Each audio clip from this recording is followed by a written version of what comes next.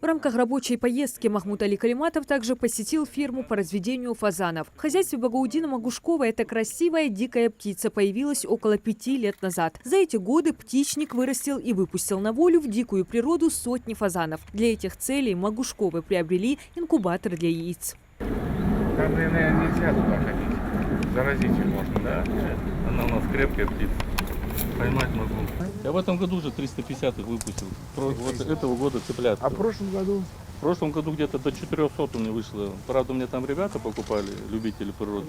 Бегают и резвятся длиннохвостые в специальном вольере из сетки. Кавказский вид фазана считается исчезающим. Глава Ингушетии неоднократно отмечал вклад Багаудина Магушкова в разведении дикой фауны. Махмуд Али Калиматов интересуется рационом птиц. В еде фазаны непривередливые, почти всеядные. Взрослых птиц в день кормят 2-3 раза. В большей мере питаются зерновыми культурами. Любят также ягоды. Удивительно окрас, да?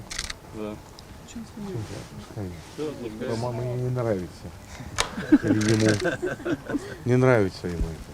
Предпочтение экзотики Багаудин Магушков отдает не только в выборе животных. Также на участке Магушковых можно встретить и разнообразие заморских и южных фруктов. Киви, хурма, гранаты. Когда-то фермер поспорил в компании людей, что почва в регионе достаточно плодовита, и уверенно заявил, что ростки экзотических плодов в скором времени взойдут. Так и получилось. И она воспевает когда? Воспевает в ноябре уже. В ноябре. Я ее оставляю.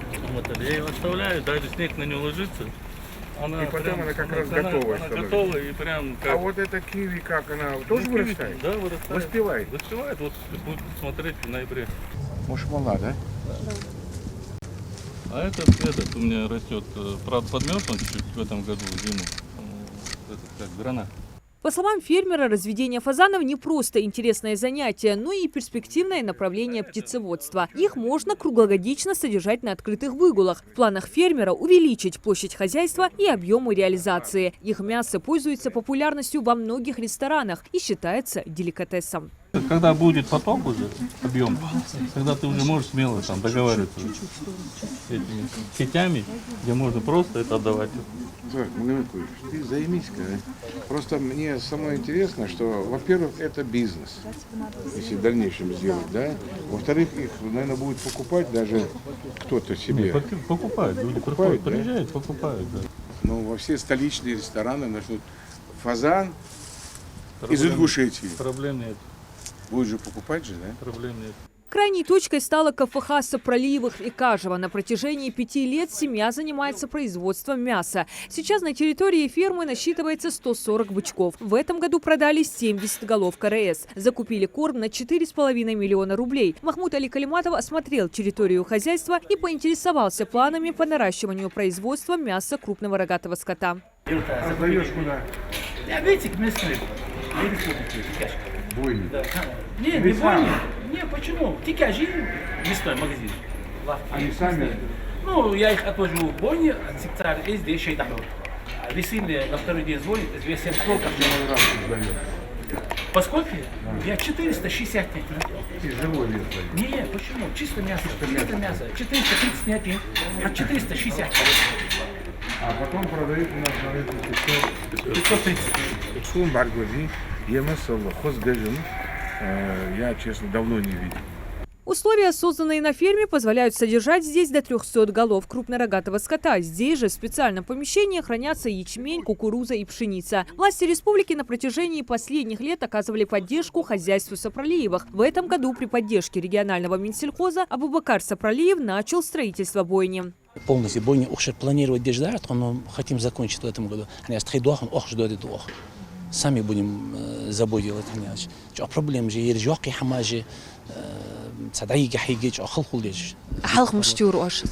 Халха бойни отвозили, ахцигичи ахштадали цадиди, потом магазин сдавали. Матистегишин бойни. Дело и дал эндали удохна убой сучеги, где-то 15-10 ноября. Планировать держать убой есть дохана. Сухан кичку гитка бойни дали. А молочный блок киса хаижлатыш. И сторона молочный дохана кичи же охан уже хотим да сучи. Абукар Сафралиев предпочтение отдает исключительно абердин-ангусской породе. Условиям содержания, по словам фермера, они весьма неприхотливы, приспособлены к круглогодичному пастбищному содержанию, что делает разведение экономически выгодным. А важной особенностью и самой ценной чертой является высокое качество мяса. Это мы будем помогать, это я однозначно. И корм, мы все, за это я контролирую.